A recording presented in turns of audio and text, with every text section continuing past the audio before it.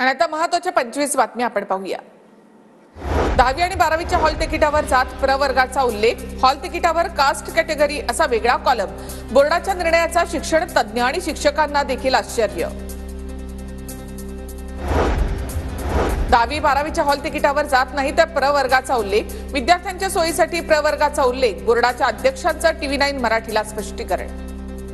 राज्य मंडळाने कॅटेगरीची नोंद म्हणजे प्रवर्गाची नोंद केलेली आहे, त्यामुळे कृपया पालक, विद्यार्थी, शिक्षक यांनी याची कृपया नोंद घ्यावी। लिव्हिंग सर्टिफिकेटवर आधीच जातीचा उल्लेख असतो, जे नवीन सर्टिफिकेटवर आहे ते पुढे जात असेल। चंद्रशेखर बावनकुळे यांची प्रतिक्रिया।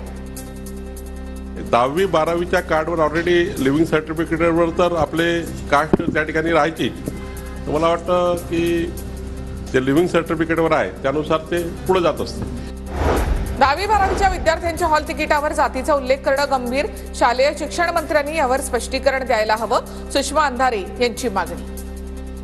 शिक्षण मंडळाचा उद्देश हा जात निर्मूलन किंवा सर्व समावेशक समतामूलक व्यवस्था प्रस्थापित करणे आहे की जातीधिष्ठित समाज व्यवस्था निर्माण करणे आहे, याचे उत्तर आता शिक्षण मंत्र्यांनी द्यायला हवे।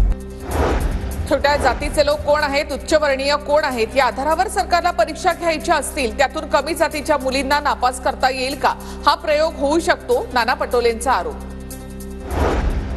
एकनाथ शिंदेंनी दावोसमध्ये पैशाची उधळपट्टी केली, आता तसं होऊ नये। फडणवीसांच्या दावोस दौऱ्यावरून आदित्य ठाकरे यांची प्रतिक्रिया, तर शिंदेंच्या दावोस दौऱ्याची नक्कल फडणवीसांनी करू नये, पटोलेंची टीका। फडणवीस दावोसला जाणार म्हटल्यावर महाराष्ट्रात सर्वाधिक गुंतवणूक येणार, विरोधकांना टीका करण्याशिवाय दुसरं काम नाही। विरोधकांच्या टीकेला चंद्रशेखर बावनकुळे यांचं उत्तर। शरद पवार गटाचे आमदार सतीश चव्हाण, अजित पवार गटामध्ये त्यांचा प्रवेश। सतीश चव्हाण यांनी शरद पवार गटाकडून गंगापूर विधानसभा लढवली होती। सतीश चव्हाण यांचं विधिमंडळातील निलंबन मागे। जलजीवन योजनेअंतर्गत अहमदनगर दक्षिण लोकसभा मतदारसंघात भ्रष्टाचार, खासदार निलेश लंके यांचा गंभीर आरोप। प्रकरणाची केंद्रस्तरीय ऑडिट करण्याची निलेश लंके यांची मागणी। घनकचरा व्यवस्थापनामध्ये माहिती आणि संवाद तंत्र भूमिकेवर चर्चा करण्यासाठी नागपुरात राष्ट्रीय परिषदेचं आयोजन। घनकचरा व्यवस्थापनामध्ये शासकीय धोरणांमध्ये सुधारणा करण्याची गरज असल्याचं तज्ज्ञांचं मत। भविष्यात दोन्ही राष्ट्रवादी एकत्र येऊ शकतात, राज्यातील परिस्थिती बदलत असते, सतीश चव्हाण यांचं वक्तव्य। इंद्रायणी नदी पाठोपाठ खेड तालुक्यामधील भामा नदी प्रदूषणाच्या विळख्यात, कंपन्यांच्या रसायनयुक्त पाण्यामुळे भामा नदीतील जलजीवनही धोक्यात।